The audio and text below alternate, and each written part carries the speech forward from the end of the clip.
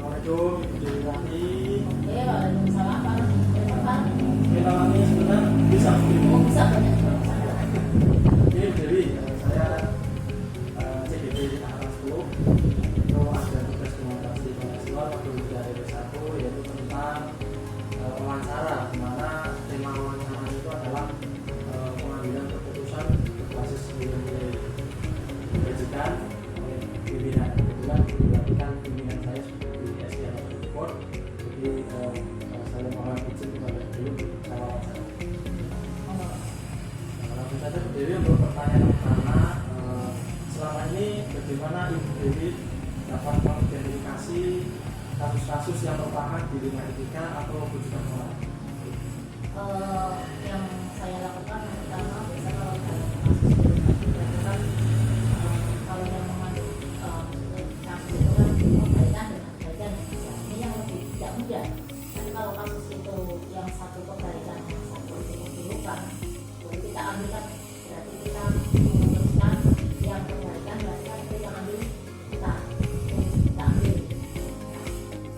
Untuk mengidentifikasinya itu jelas yang pertama adalah koordinasi dulu dengan guru untuk melihat kasus itu siapa yang terlibat. Kemudian kebenarannya, kemudian kebenaran itu kemudian bermusyawarah, setelah bermusyawarah pengambilan keputusan jelas harus sesuai dengan aturan yang telah disepakati bersama. Tapi kalau dalam benar salah itu sepertinya lebih mudah untuk mengambil keputusan, karena kalau yang salah berarti kan ada hukuman seperti itu. Oke, harus ada koordinasi dan komunikasi dulu. Iya, komunikasi dengan bapak guru, kemudian dengan komite, ya ada beberapa pihak. Kita tidak bisa memutuskan, apalagi saya sendiri sebagai finansial sebagai harus menerima masukan-masukan dari selalu. Selama ini bagaimana Ibu dalam menjalankan pengambilan keputusan di sekolah yang Ibu ikuti, terutama untuk kasus-kasus di mana ada dua kepentingan yang sama-sama benar atau sama-sama mengandung nilai kebajikan? Yang pertama kita berpegang pada peraturan saja, peraturan, karena peraturan itu sudah dibuat, sudah mau kesepakatan, sudah musyawarah, dan kita biasanya itu kan melihat nilai-nilai kebaikan itu sendiri, kemudian manfaatnya juga, manfaatnya untuk siapa, apakah untuk orang banyak, apakah hanya sedikit orang, makanya kita ambil yang bermanfaat untuk orang banyak. Karena kita kalau biasanya ambil keputusan berdasarkan musyawarah, tentunya kalau musyawarah itu kita koordinasi dengan beberapa pihak, akhirnya kita bisa menemukan keputusan atau mengambil keputusan yang benar-benar itu membawa manfaat untuk orang banyak dan meminimalkan sedikit lah yang dirugikan. Jelas keputusan itu ada yang dirugikan dan ada yang diuntungkan. Tidak mungkin kita mengambil keputusan semua benar-benar tidak. Jadi dalam keputusan ada yang dirugikan, ada yang diuntungkan. Jangan ada bijaksana. Tapi pada dasarnya kita mengambil keputusan yang banyak menguntungkan banyak orang. Kalau bisa ya hanya sedikit ada yang Keputusannya dari itu juga berkembang dengan kebajikan iya, dan juga aturan orang lain. lain yang lebih banyak adalah mengenai manfaatnya lebih banyak daripada mudaratnya. Selanjutnya, langkah-langkah atau prosedur seperti apa yang biasa dilakukan selama ini? Yang saya lakukan yang pertama jelas ya, analis kepentingan dan kita mengambil dari data kemudian fakta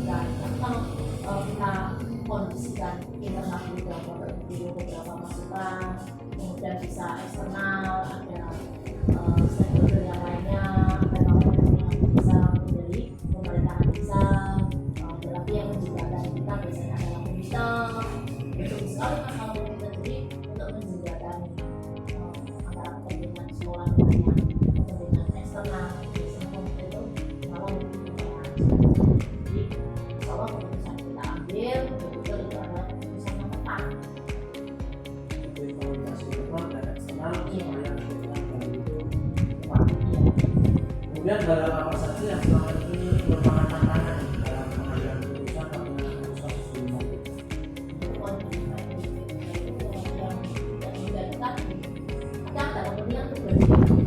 Saya ada kepentingan pribadi guru tertentu, mungkin ini kewenangannya, mungkin ini adiknya atau masih saudara siapa gitu. Biasanya itu kan lebih cenderung ke membela seperti itu. Nah, kita antisipasi untuk itu supaya pengambilan keputusan itu betul-betul objektif, tidak subjektif seperti itu. Nah, bagaimana sih biasanya yang terjadi seperti tadi, akan mungkin ada pejabat mungkin ikut sambung dan sebenarnya untuk jadi kita sebagai ASN dan sebagainya itu dapat mempengaruhi keputusan yang dilakukan seperti itu. Nah, seperti itu. Kemudian apakah Ibu Dewi memiliki sebuah jadwal tertentu dalam sebuah penyelesaian kasus kriminalitas? Apakah Ibu Dewi langsung menyelesaikan cepat atau di jadwal untuk penyelesaiannya? Dan itu atau prosedur seperti apa yang kemudian Ibu Dewi biasakan? Untuk jadwal tidak ada ya mas, jadwal tidak ada. Kemudian itu hanya kondisional saja.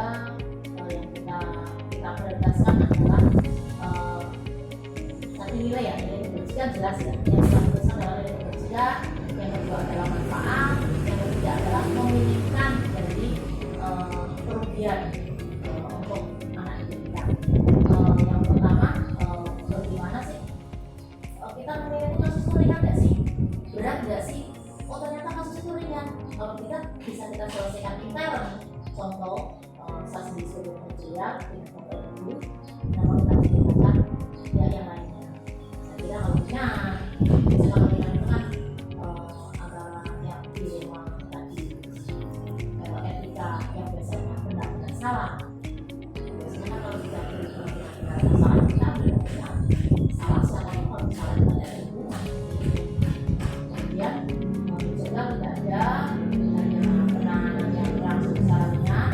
Kalau yang yang dilema yang berat, ya kita bertahap kita analisis, supaya harus kita dulu, supaya sampai berdasarkan fakta, referensi-referensi dari luar, seperti informasi dari luar lah biasanya kan yang itu kan ada lah bisa diajak untuk memberikan masukan dalam usaha untuk mencari fakta dengan pengambilan keputusan yang tepat. Jadi sesuai situasi. Iya. Atau tidaknya kasus Kasus itu. Tapi semuanya tadi loh mas, koordinasi, komunikasi, jangan sesuai dengan keputusan sendiri, karena nanti akan merugikan, jelas merugikan. Karena suatu keputusan kalau sudah merugikan, itu si anak itu akan teringat selama hidupnya mas. Hati-hati ini ya. Hati-hati. Keputusan kita ambil salah untuk anak tersebut sampai nanti SMP, SMA, sampai kuliah, sampai dia dewasa, pasti akan merugikan. Kalau bahasa kerennya mau ya ini hati-hatilah dalam mengambil keputusan.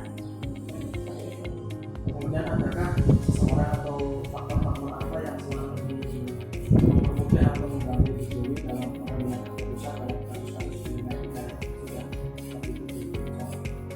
Banyak ya, pertama ingat dulu kita punya keluarga, dulu dan ada komputer, dan ada duit, kemudian yang penting lagi walaupun ini bukan tidak bisa berbicara secara verbal, tapi peraturan ini loh yang sudah mungkin kan peraturan yang hasil dari kesepakatan bersama seperti itu. Jadi banyak ya dibuka ya komputer, wali murid, tapi komputer itu kan wali murid juga perlu banyak bicara karena wali murid itu kan yang tahu dunia luar, jadi anak-anak itu sendiri. Jadi masukan kita apa yang terjadi di dalam, kemudian apa yang terjadi kondisionalnya di luar, kita jadikan satu. Nah, kita olah, kita analisis, kita evaluasi. Kalian nanti ada sepakat, kemudian keputusan, kita ambil keputusan yang A. Walaupun nanti adalah keputusan A itu untuk anak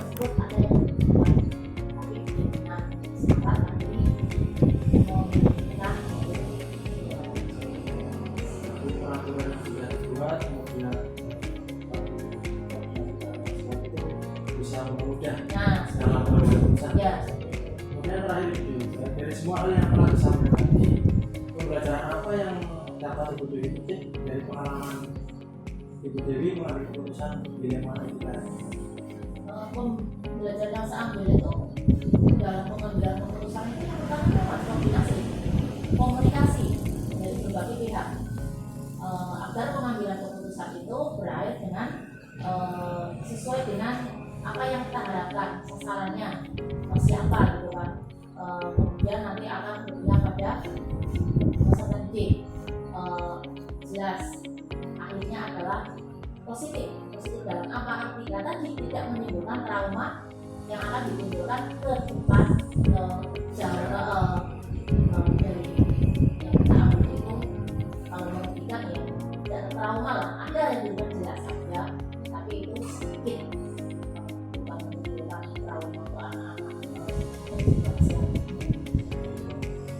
Iya, kombinasi saja sendiri, kombinasi dan tidak ada nah itu kolaborasi. Artinya keputusan yang kita ambil itu bisa berdampak positif terhadap anak didik kita.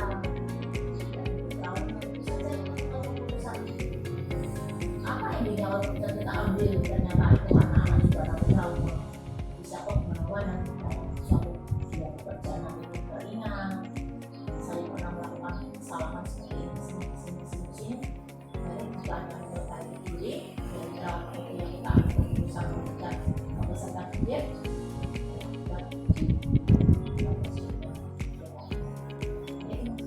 Luar biasa sekali Ibu Dewi, banyak sekali yang beri wawasan kepada saya yang namanya dalam mengambil keputusan.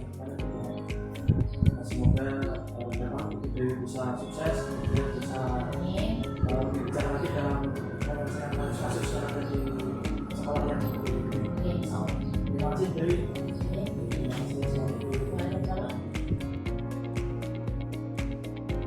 Assalamualaikum Pak Siti. Waalaikumsalam warahmatullahi wabarakatuh. Bagaimana kabarnya Pak Siti? Alhamdulillah baik, sehat walafiat. Jadi Pak Siti ada waktu tidak ya untuk saya wawancara? Jadi Pak Siti ya sebelumnya perkenalan diri, nama saya Mas Dedi Pak Siti dari CGP Angkatan 10. Sampai sini saya bermaksud untuk mewawancari Pak Siti dalam rangka membuat tugas demonstrasi Pancasila modul 3.1 yaitu tentang pengambilan keputusan berbasis nilai kebajikan oleh pimpinan. Kebetulan Pak Siti adalah kepala sekolah yang menjadi salah satu kandidat untuk saya. Langsung saja Pak Siti. Selama ini bagaimana Pak Siti dalam mengidentifikasi kasus-kasus yang merupakan dilema etika atau kewajiban moral yang ada di sekolahnya Pak Siti? Dalam mengidentifikasi kasus yang merupakan dilema etika atau kewajiban moral, itu saya mencari tahu nilai-nilai atau kebijakan apa yang terdapat dalam kasus tersebut. Terus saya melihat dari sudut pandang moral dan hukum, apabila terjadi pelanggaran hukum maka sudah tentu benar lawan salah.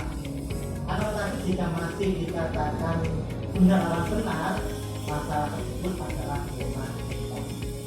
Jadi melihat dari dilema apa itu ya.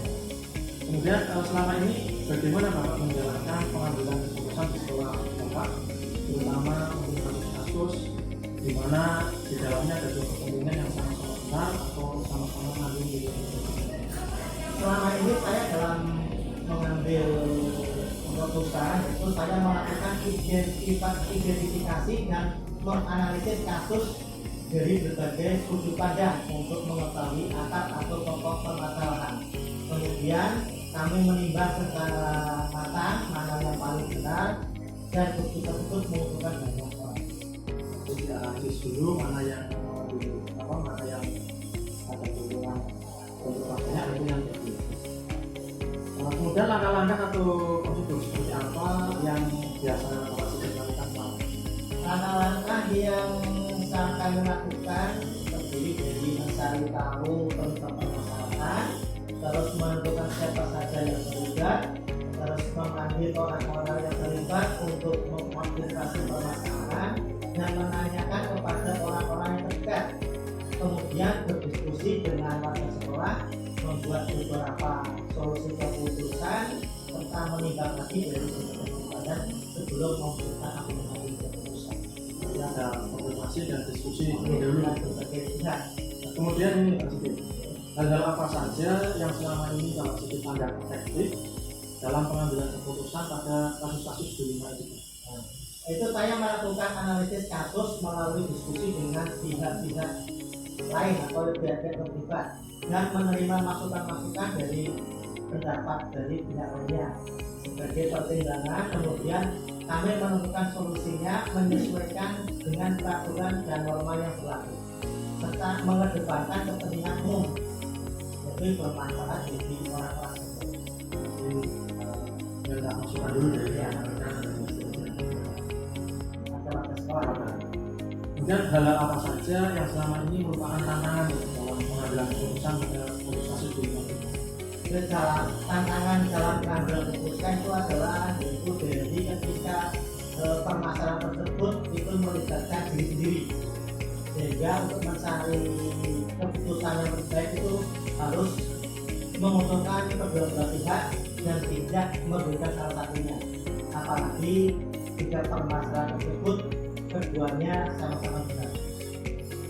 Kemudian apakah Pak Sigit ini memiliki sebuah jadwal tertentu dalam sebuah penyelesaian kasus dengan benar, atau apakah Anda atau Pak Sigit itu langsung menyelesaikan di tempat atau memiliki sebuah jadwal untuk menyelesaikannya, kemudian bentuk atau prosedur seperti apa yang kemudian Pak Sigit jalankan? Untuk memutuskan masalah yang berat biasanya saya bisa langsung memutuskan, tapi jika permasalahannya rumit itu saya melakukan langkah-langkah yang tadi kami sebutkan, yaitu mencari tahu penyebab permasalahan, melakukan data kita yang terlibat, memanggil orang-orang yang terlibat dan mengonfirmasi permasalahan serta menanyakan kepada orang-orang yang terlibat. Setelah itu berdiskusi dengan orang-orang itu membuat solusi keputusan sehingga menimbang lagi dari berbagai kepada sebelum memutuskan. Jadi dalam mengambil keputusan itu kondisional ya, Kondisional. langsung atau lupa. Kemudian adakah seseorang atau faktor-faktor apa yang selama ini mempermudah atau membantu Bapak Sigit dalam mengambil keputusan dalam kasus-kasus di lima ini? Dalam mengambil keputusan itu saya melibatkan pihak yang terlibat dan mengajak pada sekolah, stakeholder atau wali murid yang mempunyai kedekatan personal dengan orang yang mengalami permasalahan. Jadi banyak hal, banyak orang yang membantu dalam mencari solusi permasalahan. Melibatkan banyak orang agar solusinya itu bermanfaat. Kemudian yang terakhir ini Pak Sigit, dari semua hal yang pernah disampaikan, pembelajaran apa yang dapat Pak Sigit petik dari pengalaman Pak Sigit mengambil keputusan ini? Hal yang menjadi pembelajaran kami yaitu dapat saya ambil, yaitu dalam mengambil keputusan saya harus meninggalkan keegoisan diri sehingga menjadi lebih bijaksana dalam menangani sebuah masalah untuk dijadikan pertimbangan menemukan solusi yang tepat dan baik. Jika permasalahan itu melibatkan diri sendiri, siap menerima konsekuensi dari keputusan yang tepat. Jadi mengesampingkan ego sendiri. Terima kasih Mas Sigit atas waktunya di pertanyaan saya atas wawancara ini. Semoga kedepannya sukses untuk Mas Sigit.